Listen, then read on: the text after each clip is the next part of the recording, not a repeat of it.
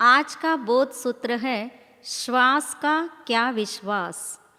प्रसिद्ध दार्शनिक प्लेटो जब मृत्यु शैया पर थे तब उनके इर्द गिर्द सारे शिष्य और मित्र इकट्ठे हो गए। शिष्यों ने निवेदन किया, आज के बाद हम आपका उपदेश न सुन सकेंगे। जिंदगी भर आपने उपदेश दिया, किंतु आज अंतिम घड़ी में कुछ बोध पाठ दीजिए। ये पूर्णतः प्रकट है, अंत में जो बोला जाता है वह तमाम जिंदगी का सार होता है, इसलिए वह स्मरणीय है। प्लेटो ने धीरे से आंखें खोली और कहा, जीवन का निचोड़ है मृत्यु। जिसने मरने की कला को नहीं जाना, उसकी जीवन भर की साधना आराधना अधूरी है। जैसे जीवन का दर्शन है, वैसे ही मृत्यु का भी दर्शन है। जो इसे समझ लेता है वह अपने जीवन की दिशा को बदल देता है। अतः प्रसन्न चित्त से मृत्यु को स्वीकारना ही मरने की सच्ची कला है। समाधि से मरने वाला स्वयं को निषेधात्मक दृष्टि से बचाकर शांति की भूमिका तक सहज पहुंच जाता है। मृत्यु जीवन का अंतिम सार है। अंत की यह घड़ी मधुर हो, इसी दृष्टि से सारे कार्य होने चाहिए। जिसका जीवन मधुर, उसका अंत मधुर होता है। मौत को टालना संभव नहीं, परंतु इसे प्रशस्त और समाधिमय बनाना संभव है। समाधि मृत्यु ऐसा परम मार्ग है जो अमरता के महल में पहुंचा देता है, जिससे सत्य की संपदा उपलब्ध होती है। कायर मनुष्य जीवन में अनेक बार मरता है। वीर मनुष्य सिर्फ एक ही बार मृत्यु को प्राप्त करता है। कायर मनुष्य जब भी छोटी बड़ी मुसीबतों से घिरता है तब कहता है, हाय मैं मर गया, किंतु वीर व्यक्ति मृत्यु पर विजय प्राप्त करता है, अतः मृत्युंजयी कहलाता है। इसलिए संत गोरखनाथ जी ने लिखा है, मरो वे जोगी मरो, मरो मरण है मीठा। जैन शास्त्र कहते हैं, इस ढंग से मरना जो हमें मृत्यु से मुक्त कर दे, जिसके बाद हमारा न जन्म हो और न मृत्यु। यह मरण की वह भूमिका है जिसमें व्यक्ति मृत्यु से सदा के लिए छुटकारा पा लेता है।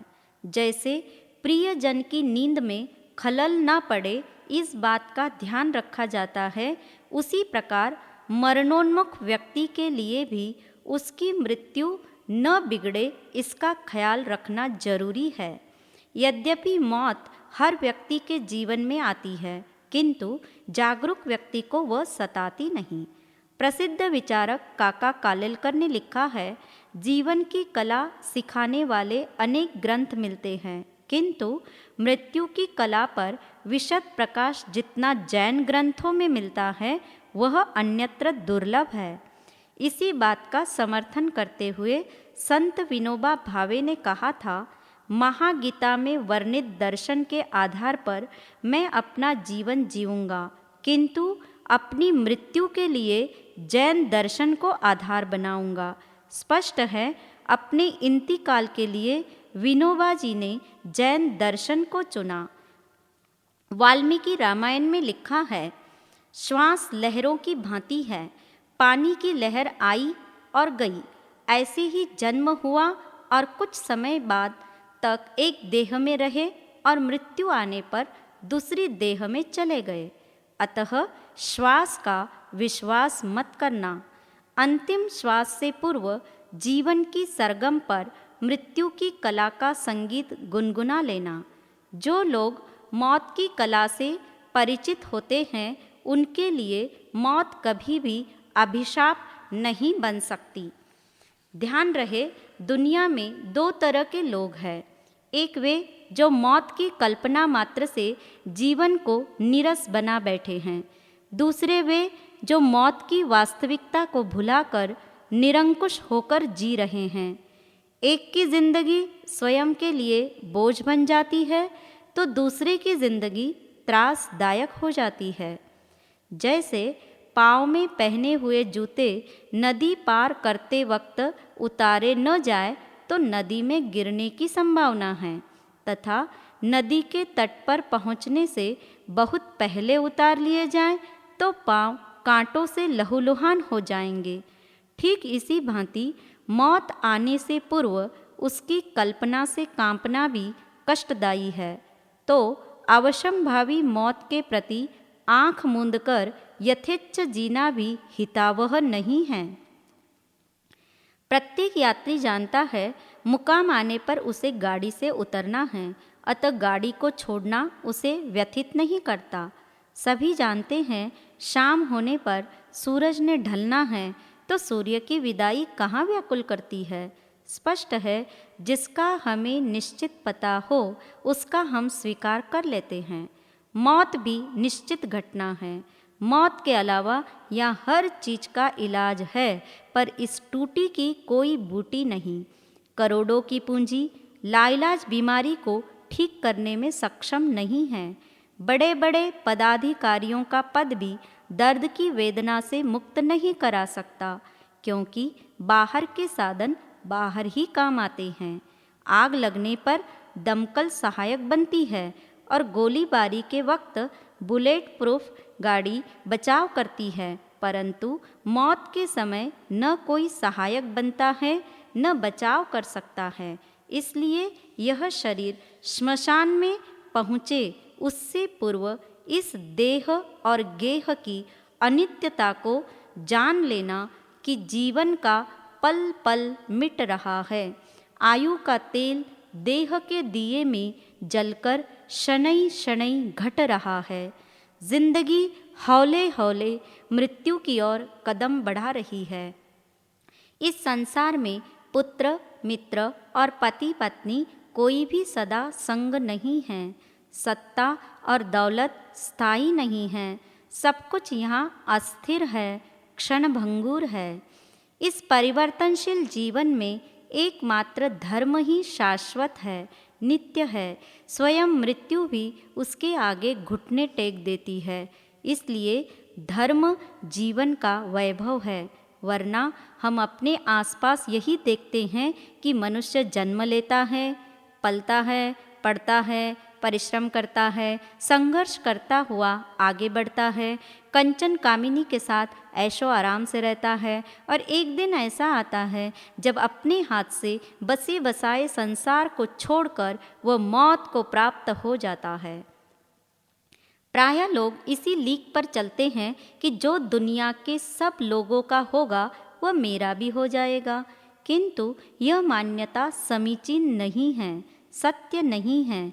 यदि मृत्यु का चिंतन कर लिया जाए तो मौत मर जाती है। सैकड़ों पुस्तकें पढ़ने से जो बोधपाठ नहीं मिलता, संतों की सन्निधि में चिरकाल बैठकर जो नहीं मिलता, वह मौत शब्द की हकीकत जानकर उपलब्ध हो जाता है। अतः मृत्यु अपने पास आए उससे पूर्व मृत्यु को मार गिराना है। जिस व्यक्ति को मौत का भय नहीं है वह इस संसार में जी सकता है। मनुष्य जन्म की उपादेयता इसी में है, मृत्यु की कतार से बाहर निकल आना और आत्मा की अमरता को आत्मसात कर लेना, क्योंकि आयुष्य मर्यादित है और इच्छाएं अनंत है। एक इच्छा पूरी हो न हो इतने में दूसरी इच्छा पैदा हो जाती है। इच्छाओं का अंत नहीं है। ऐसे में लालसा से मुक्त हो जाना ही जीवन का श्रेष्ठतम साध्य है। जन्म मानव का सुंदर मिला जो तुझे, जन्म मानव का सुंदर मिला जो तुझे, जान ले एक दिन ये गुजर जाएगा, रहना कायम किसी को नहीं है यहाँ, रहना कायम किसी को नहीं है यहाँ। क्या पता तू यहाँ से किधर जाएगा, जन्म मानव का सुंदर मिला जो तुझे। कामने की बदी के है दोनों यहाँ, कर्म कैसे तू करके चला है कहाँ। मिट रहा है तेरा जग से नामो निशान, मिट रहा है तेरा जग से नामो निशान। कौन तेरी कहाँ से खबर लाएगा, कौन तेरी कहाँ से खबर लाएगा। क्या पता तू यहाँ से किधर जाएगा। जन्म मानव का सुंदर मिला जो तुझे। जिंदगी में हमें करना क्या चाहिए, करना हमको सभी का भला चाहिए। ना बुराई की दिल में जगह चाहिए, ना बुराई की दिल में जगह चाहिए। फिर तो जीवन ये सारा सुधर जाएगा, फिर तो जीवन ये सारा सुधर जाएगा। क्या पता तू यहाँ से किधर जाएगा। जन्म मानव का सुंदर मिला जो तुझे।